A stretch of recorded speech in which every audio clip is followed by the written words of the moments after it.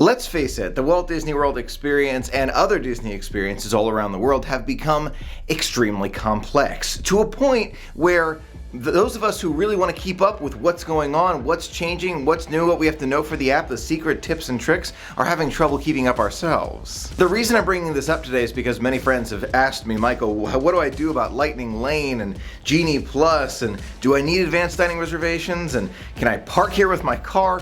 The policies are changing so quickly and we can't even keep up with them. I thought I'd make a video kind of explaining all this and a possible way forward that I think could really help Disney. First, let's think about the idea of Genie Plus and Lightning Lane. The system was rolled out to Walt Disney World a couple months ago and it's coming along, and some guests understand it, which is great, but I'd say a majority of guests are saying, why do I need this? Do I need this? Is this something that I just have to purchase? I cannot tell you how many people I've just kind of walked by and heard them say, do I have to buy this? Like, can't I just stand in line? What happened to FastPass? I've heard the word FastPass many times in the parks over the last few weeks, and I think it's worth addressing. FastPass is gone and likely not coming back to Walt Disney World. Disney has seen an opportunity to make even more money, and by using Genie Plus and Lightning Lane, they can kind of take, those who want to move a little faster in line, have them pay a little bit more, and then cut a lot of these lines, ahead of everyone else who's just standing in the regular line.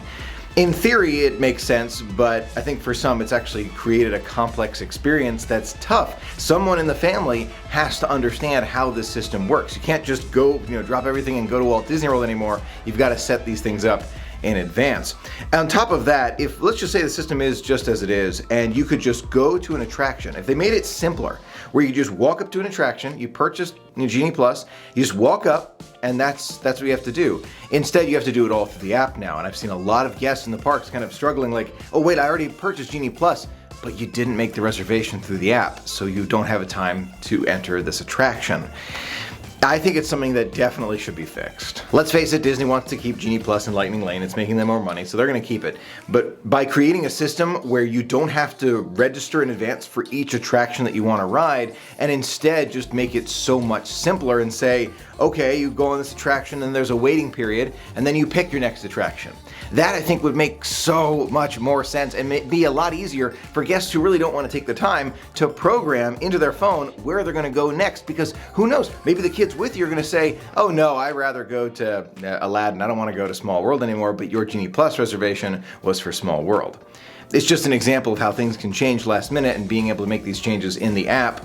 Yes, it's possible, but do we really want to do that? I think just making it easier for guests and saying, you choose it, and then there's a break period between rides. It's not just at Walt Disney World, Disneyland, same thing. And it's not just Lightning Lane and Genie Plus at the different parks, it's also the reservations for the parks themselves. The line for guest services outside of Magic Kingdom, look, on any given day, just take a look at that line of guest services and you'll see it's very long outside the park. And the same thing comes up all the time, I hear it.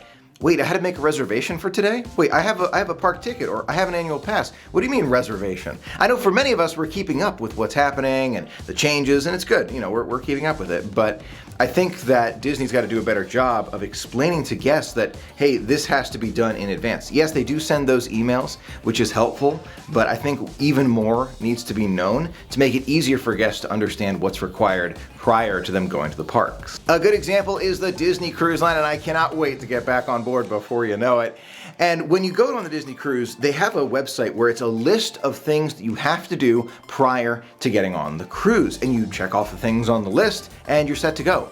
Even prior to all the closures in the pandemic, we were able to go and make sure that we're all checked in for our cruise. We got all the information there and off we go. I realize that it's different than going to Walt Disney World to Disneyland, but I feel like there's an opportunity here for Disney to learn and say, you know what, since we have all these new requirements for getting to the parks, whether it's a reservation or thinking about Genie Plus, we make this simpler for guests. The problem is we don't know when guests are going to go to the parks. That's the whole dilemma here. If Disney knew when each guest was coming to the parks, it would be easier, but many guests just kind of show up or have an annual pass or staying off property, and that makes the conversation a little bit more difficult. Now, in addition to park reservations, you're also going to want dining reservations when you go to Walt Disney World or Disneyland, especially during the crowded time of year.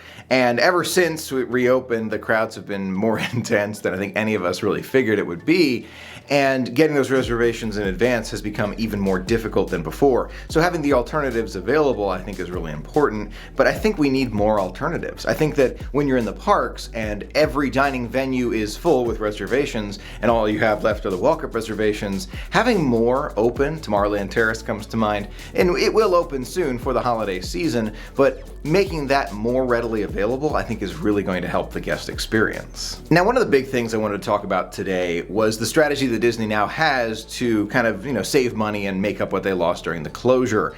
And I understand that from a business perspective, but I think that there's a missed opportunity here. I was right around Wilderness Lodge the other day, having a great time, just going, enjoying seeing the holiday decorations, which I love. But I went, and at the boat dock, I saw that there was a line of at least 30 guests who were all waiting for a very small boat, which could not accommodate all of them. And the thing that I realized was that Disney was running one boat, or one track, going from Wilderness Lodge, Fort Wilderness, and then back to Magic Kingdom. And yes, they had 2 boats in circulation, but it was only doing that one route. In the past, when it's gotten more crowded, they've used 2 boats for Fort Wilderness and for Wilderness Lodge, which makes the process easier. But thinking to myself for a moment, if I was a guest who didn't visit that often and I found myself waiting on the dock and the boat came and I didn't have any space and I ended up waiting on the dock for another 20 or 30 minutes, it's just one of those experiences that I think Disney has to make sure they get right. Because those of us who love going to Disney will continue to go year after year forever, and that's fantastic. But that's not what I'm talking about here. I'm talking about those who don't go to Disney that often, who want to experience the parks, but also don't want to be waiting in all of these lines all the time. And I think this is kind of off-putting for some guests to say, look, I paid this money to stay at this resort and now I'm waiting for the boat dock for another 30 minutes because the boat that they had to accommodate me wasn't able to accommodate me because it was too small. So I think these little things could help to make the entire process so much simpler at Disney. There is good news, however. I saw the tram running, the test runs in the parking lot at Magic Kingdom. I'm happy about that. I talked about that for a while. I'm so glad they are finally coming back. Now, if you're thinking to yourself that this has happened because of all the closures, yes, that's partially true. But I feel like when you have an advanced reservation at some of these parks and you still have to check in at 7 a.m. to book a ride, let's say, for example, on Remy's Ratatouille Adventure, for many of us, it makes sense. Okay, we know to book it in advance. We already know this. We've been following along. But imagine you're someone who does not keep up with all the updates that happen at Disney. I know it's hard for us to imagine, right? But it's true. Most of the guests who come to Disney do not keep up with all the day-to-day updates. This leads to a problem because guests will go to Remy's Ratatouille Adventure and say, wait, I'm trying to get in line. How do I get in line? Oh no, you have to have a reservation. Oh, they sold out at 7:01 a.m. this morning. I saw a guest just really sad that they had missed this opportunity, and it really made me think about this video. There's got to be a better way. There's got to be another way to make sure that these guests who are not keeping up with the day-to-day, so these guests are coming from time to time, right? Not that often. So what's the big solution here? Well, I think it's actually a combination of a lot of small solutions, not just one big one. It's, running the boats more efficiently to the resort so that guests aren't waiting for an extra 30 minutes, or making sure that there are extra opportunities for guests who don't really know about the reservation system for Remy to get an opportunity to ride. Those things, I think, just kind of make up a larger, fantastic experience. And it's something that I think Disney's going to have to keep working on, because this is clearly something that has kind of had some issues recently. We've seen it all around. This is something that Disney needs to get back to in order to make sure the guest experience is as good as possible. Those are my thoughts. What do you think? Do you think the Disney experience has gotten too complicated and you do wish the reservation system would just go away? Or do you think it just makes sense and then those who don't kind of do the research don't have the opportunities to ride those rides? It's just not how I feel, but that's okay. Let me know your thoughts in the comments below. Thanks so much for being a part of the magic with me today. Until next time, have a magical day.